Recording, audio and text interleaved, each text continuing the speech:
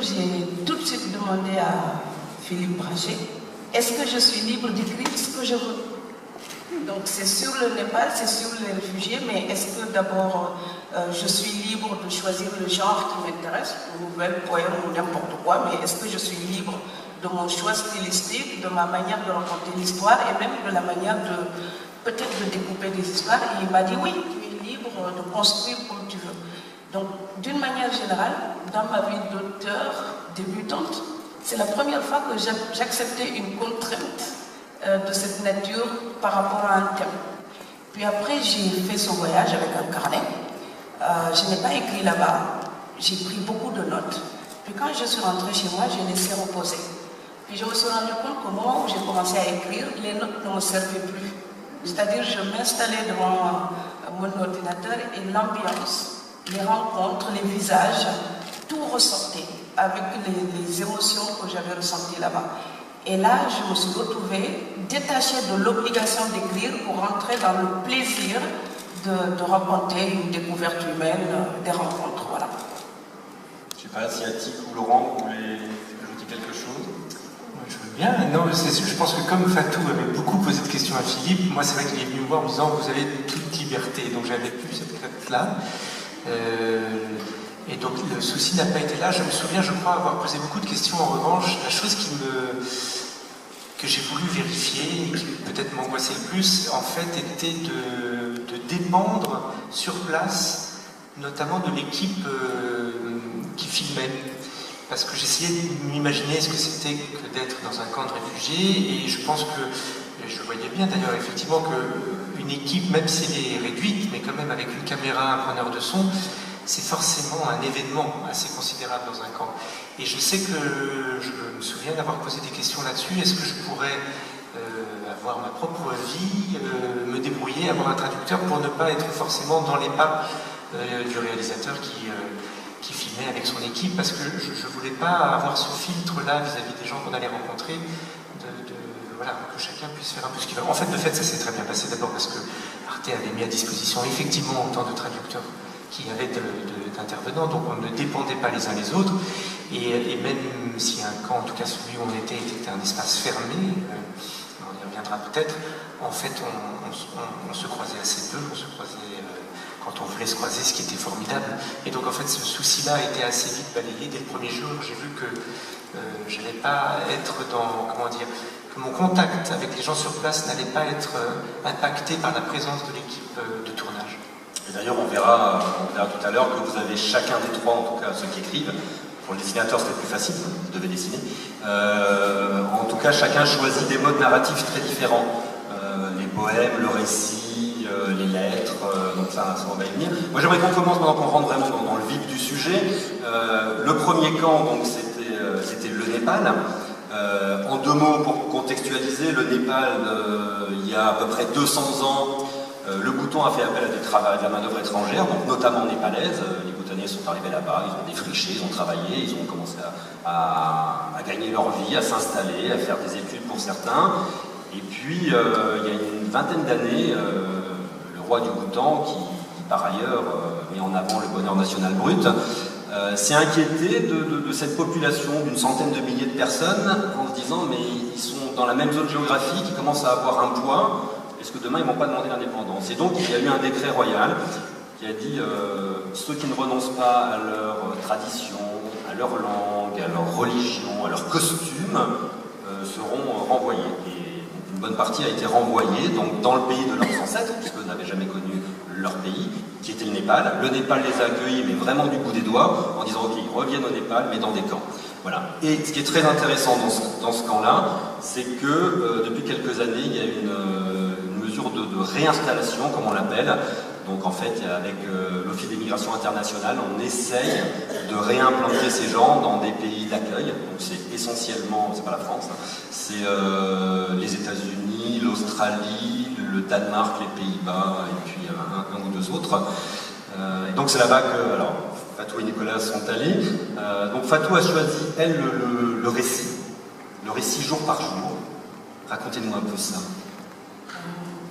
Donc on allait rendre visite aux réfugiés. Et juste, excusez-moi Fatou, on voit les photos là pour illustrer de Martin Middelbrook si vous voulez un peu visuel de ce camp et des personnages.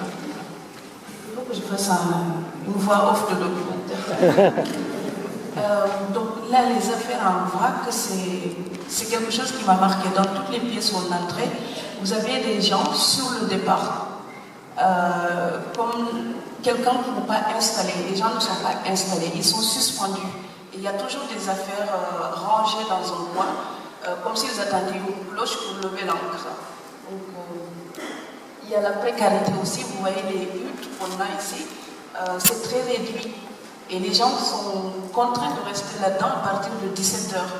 Donc, dans un de mes textes, je me demande que reste-t-il des couples, que reste-t-il des amours, que reste-t-il de la dignité quand les gens sont contraints à brûler leur patience dans des picots comme ça à partir de 17h jusqu'au lendemain matin. Et puis là, les sacs, évidemment, les calories de la survie. Il y a des grammes, donc je sais plus 2100 calories par jour pour maintenir en vie. Donc cette nourriture qui est pesée, mesurée, même les grammes de sel. Donc voilà, et les gens dépendent de ça et il faut construire et faire des plats succulents, nourrir les enfants, étonner son mari, tout en n'ayant pas la liberté de varier ses ingrédients, puisqu'on dépend de l'aide humanitaire. Alors là, ce sont les anciens qui m'inspirent une phrase que les graines poussent sur les cendres. Parce que ce sont les anciens qui acceptent de laisser leur histoire, de changer de pays, d'abandonner tous leurs souvenirs pour permettre à leurs enfants d'aller construire une nouvelle vie ailleurs. Donc ce sont les sacrifiés pour moi, les anciens. Donc, et puis vous voyez cette nature luxuriante.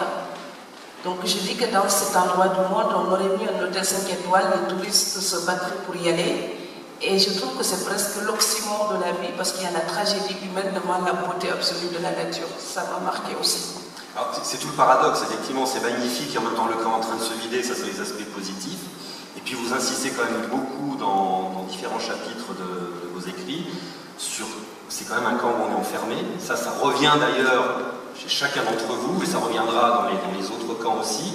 Il y a quand même, c'est un camp fermé, vous le disiez, 17h c'est fermé, il y a les enfants et les femmes ne sont jamais sortis quasiment.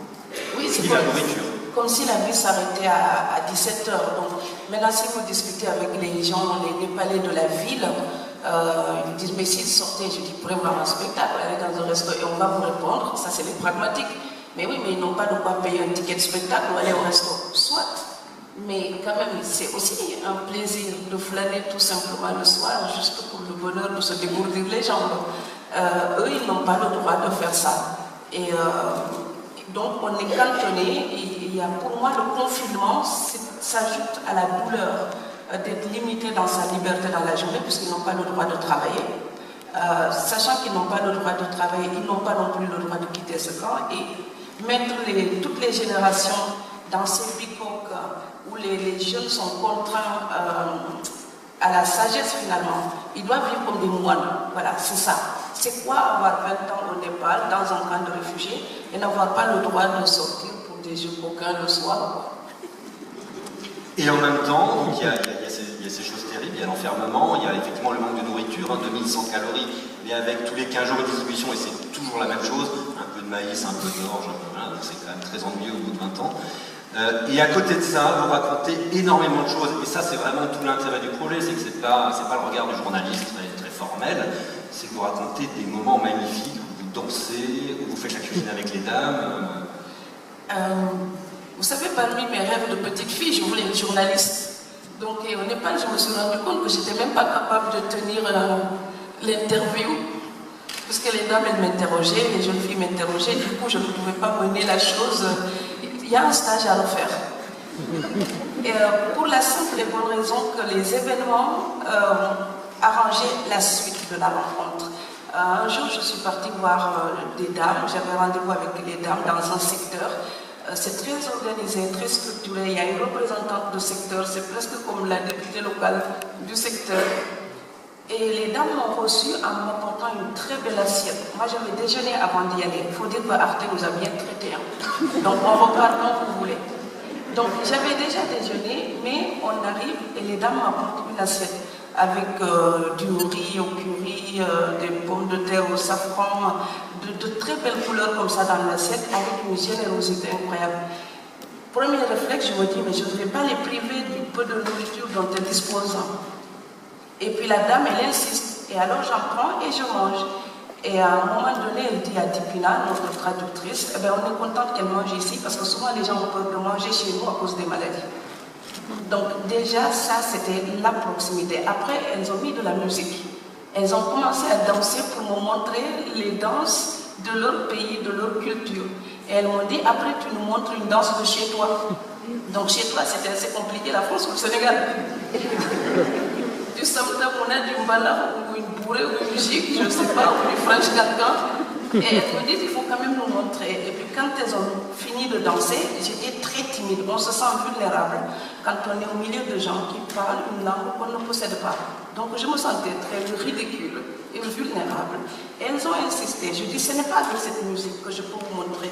Oh, mais c'est pas grave, montre-nous juste comment tu ferais. Et puis je me suis déchaînée. Donc j'ai dansé, et puis c'était un moment très joyeux. Donc les camps de réfugiés, ce n'était pas un endroit pour des pleurnichards. C'est un endroit pour des gens qui tiennent vaille que vaille, qui gardent la tête haute, qui ont de l'hospitalité, la dignité et des rêves pour demain. Voilà.